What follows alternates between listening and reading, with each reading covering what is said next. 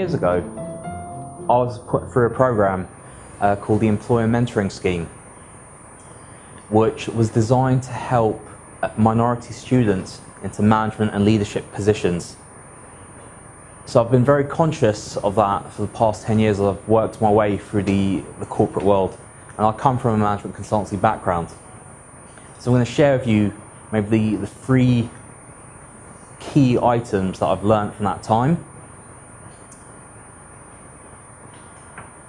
And instead of focusing on leadership itself, because we know what leadership is in terms of someone who has a vision, they set a direction, they bring people together for a goal.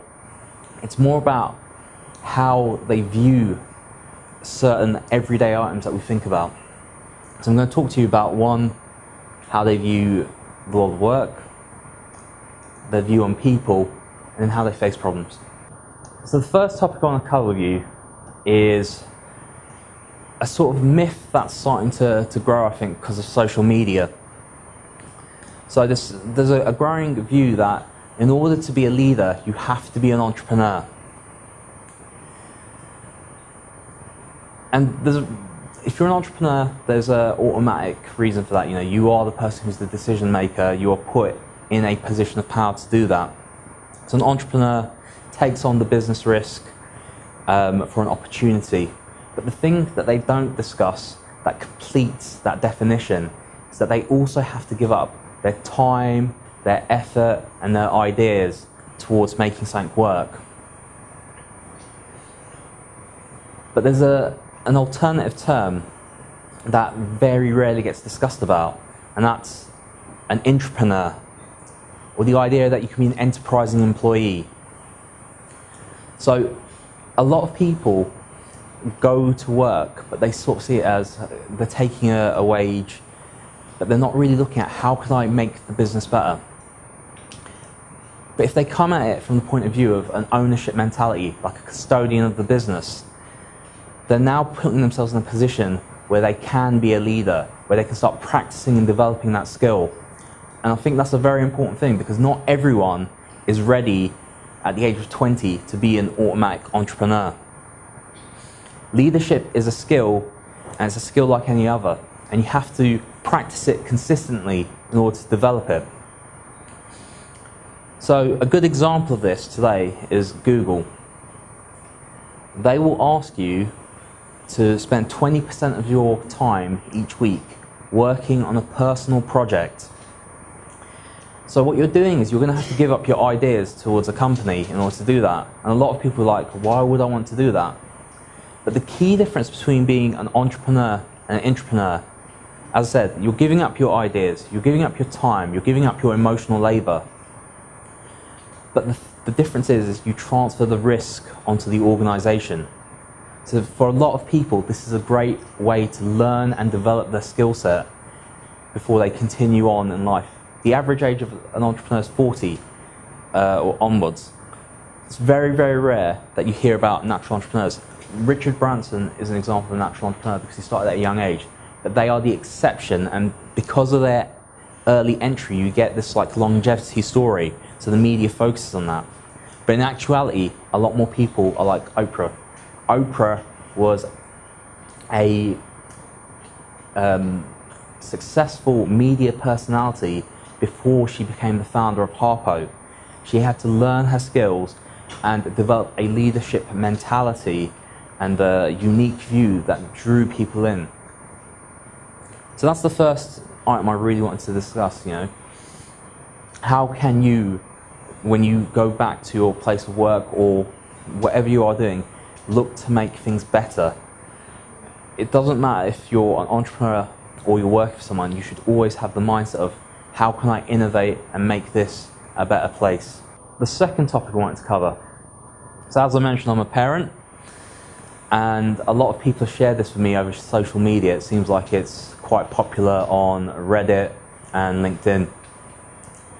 So we've got one parent pointing at a road sweeper, scolding their child, saying, if you don't study, you'll end up like him.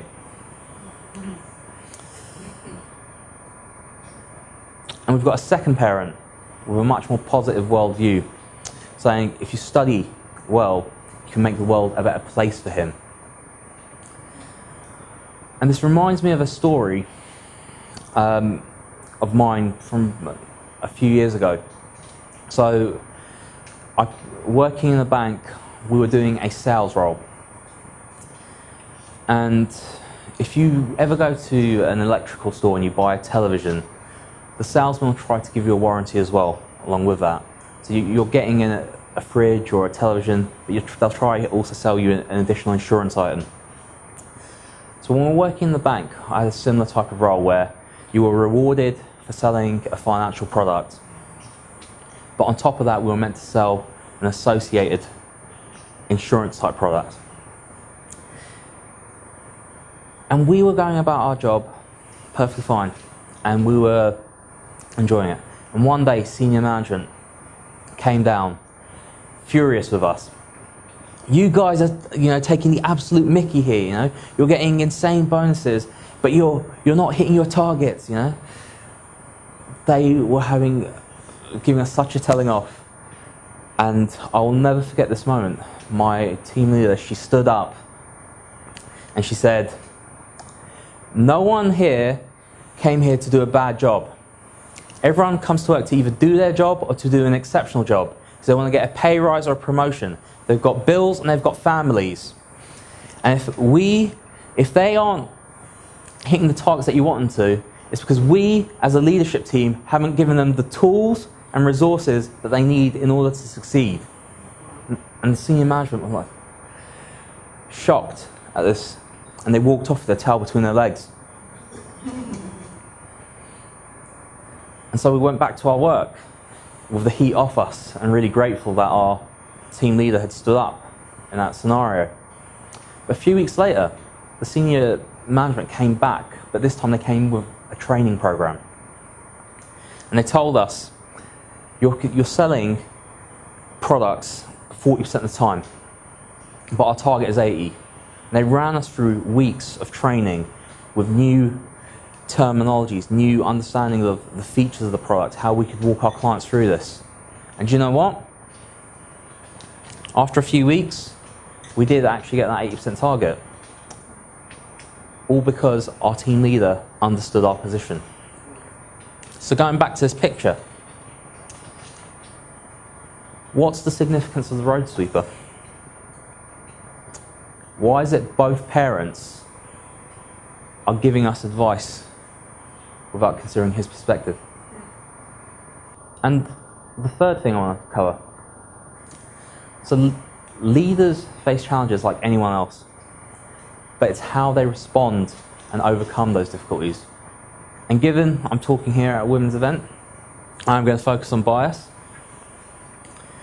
If you were to ask me, do I think bias is a problem in the workplace? Yes. In fact, there are very explicit examples that happen to me all the time. For example, and this is going beyond bias into the world of prejudice, people sometimes will ask me, are you Pakistani? And then when I'll clarify that my family origins from Bangladesh, they'll then proceed to tell a story in front of me using the P word, as if I wouldn't be offended. But the thing about bias is, that is on the other person. That's not within your control. So what can we do? Well, we can continue to do events like this to keep the topic on the agenda and to educate people. But the second thing is, when someone like us does break through, we have to also come here and make sure that information is shared so that we build that social information.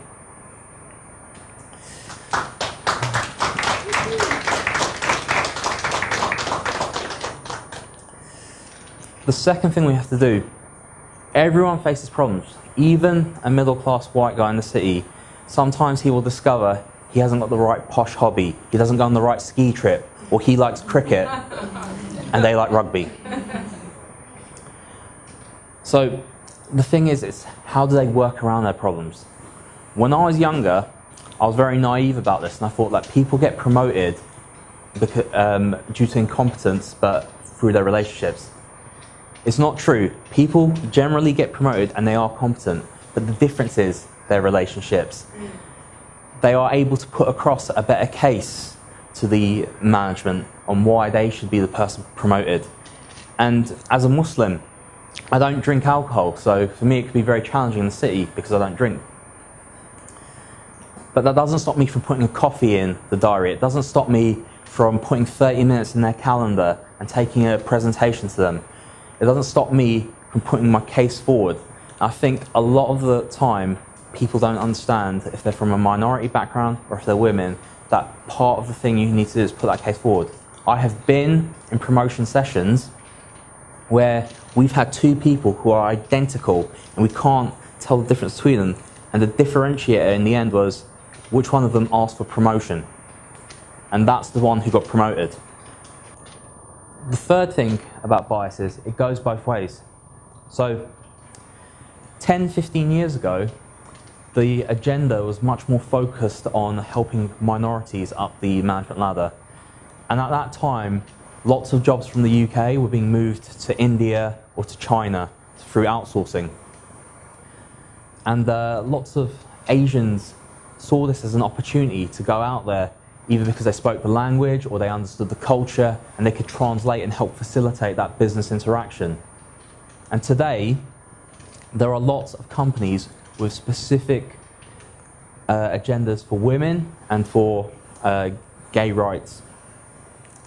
And you should take advantage of those. So some consultancies, for example, have made a commitment to making sure 50% of their workforce are women by 2025 and 25% of that executives. But that opportunity isn't going to last forever, so you have to take it while it's there. One of the things about leaders is that they are fastest to adapt to changes in their environment. They understand the fashions and the trends. They take those opportunities when they come. And that's the difference between the mindset, but also then moving into having the label of a legitimate leader with the power and authority it gives you, which then means you can share it back down the line. So that was what I wanted to share with you, the idea that you can be a leader at any point, whether you're an entrepreneur or if you're working for someone else, you can take on that responsibility and drive an initiative. That secondly, if you're going to lead people, you have to understand their perspective when you speak for them. And that thirdly, that if you are going to overcome the challenges of biases, you have to use your ability to navigate the politics by working around those problems, but also taking the opportunities and advantages when they are presented to you.